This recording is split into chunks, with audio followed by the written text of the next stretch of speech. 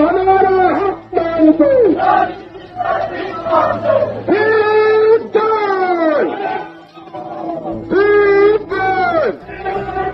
लद्दाख में एनवायरनमेंट, पर्यावरण के मसले को लेकर एक तवील मुद्दत से एहतजाज जारी है, जिसकी रोकथाम के लिए मोदी की हुकूमत की जानिब से कर्फ्यू नाफिज करके एहतजाज करते नौजवानों को गिरफ्तार किया जा रहा है, जिसकी सख्त मुखालिफत हो रही है।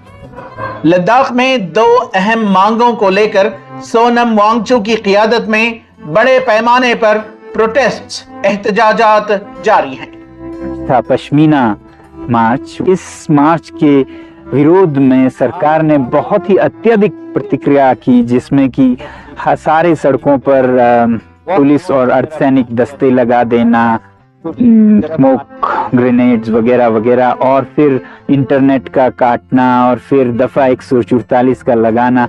ऐसे में डर था कि बहुत ही और यहाँ पर उसके बदले में बहुत ही शांतिपूर्ण अनशन हुआ, और ये चलता रहेगा अनशन लगभग 2 महीनों तक।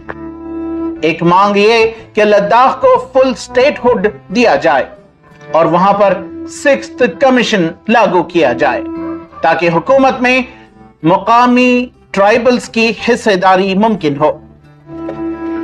इस सिलसिले में बेंगलुरु फ्रेंड्स की जानिब से एक जबरदस्त एहतजाज मुनक्किद किया गया और इल्जाम आयद किया गया कि नरेंद्र मोदी की हुकूमत ने लद्दाख के साथ धोखा किया है। वह लद्दाख के नेचुरल रिसोर्सेस को अदानी व दीगर इंडस्ट्रियलिस्ट को बेच रही है और लद्दाख को दूसरा मणिपुर बनाने पर आमादा है, जिसकी वजह से लद्दाख में ग्लेशियर्स मेल्ट हो रहे हैं। मकामी आवाम रोजगार व एग्रीकल्चर के मसाइल से परेशानी में मुब्तला है। 6 शेड्यूल में क्या कहा जाता है कि जो ट्राइबल एरिया है उसमें ट्राइबल गवर्नेंस रहेगी, ताकि वहां जो लोग रहते हैं वो अपना रिसोर्स के ऊपर कंट्रोल रख पाए। हम यही बोल रहे हैं कि हर ऐसे ट्राइबल एरिया में ट्राइबल लोगों के ही हक होना चाहिए अपने जमीन के ऊपर, अपने जल के ऊपर, अपने जंगल के ऊपर। अब उधर जो लोग रह रहे हैं उनका कोई कंट्रोल नहीं है अपने लैंड के ऊपर। ये बहुत बड़ी मुश्किल है, क्योंकि सेंट्रल गवर्नमेंट चाहे तो उधर कोई भी प्रोजेक्ट स्टार्ट कर देगा जो हो रहे हैं, और ऐसा नहीं है कि उधर जो लोग रह रहे हैं उनका कोई एम्प्लॉयमेंट ज्यादा हो रहा है, बस वो लोग देख रहे हैं कि उसका जो रिसोर्स है वो खत्म होते जा रहे हैं, वो डिस्ट्रॉय होते जा रहे हैं, और सेंट्रल गवर्नमेंट का ये खुला जो खेल चल रहा है वो बंद हो जाए। अभी तो 5 साल हो गए, अभी लद्दाख के लोगों को पता चल रहा है कि कुछ भी प्रॉमिस नहीं रखा गया। रादर माइनिंग हो रहा है, लिथियम यूरेनियम माइन पा गया है, अदानी को बेचा जा रहा है, डिफोरेस्टेशन हो रहा है, ग्लेशियर्स मेल्ट हो रहे हैं, बहुत सारे मतलब इकोलॉजिकल प्रॉब्लम बढ़ गए वहाँ पे। अब जो हुआ है वहाँ का जो नए एपेक्स बॉडी है और कारगिल डेमोक्रेटिक अलायंस है, जो एक बुद्धिस्ट मेजोरिटी ग्रुप और एक मुस्लिम मेजोरिटी ग्रुप है, दोनों एक साथ मिलके ये बीजेपी के डिवाइसिव पॉलिटिक्स के खिलाफ एक साथ लड़ रहे हैं, तो वो एक बहुत बड़ी बात है। In Ladakh, recently, since tourism has increased so much, the amount of transportation over there has increased a lot. And from these vehicles, in the exhaust gas, something called black carbon is released. And this black carbon will settle on the snow in the mountains. And since the snow is usually white in color, even though a lot of sun comes to the earth, they reflect it back. But when they become brown or black in color because of all these pollutants, then they start absorbing this heat and the water melts away quickly.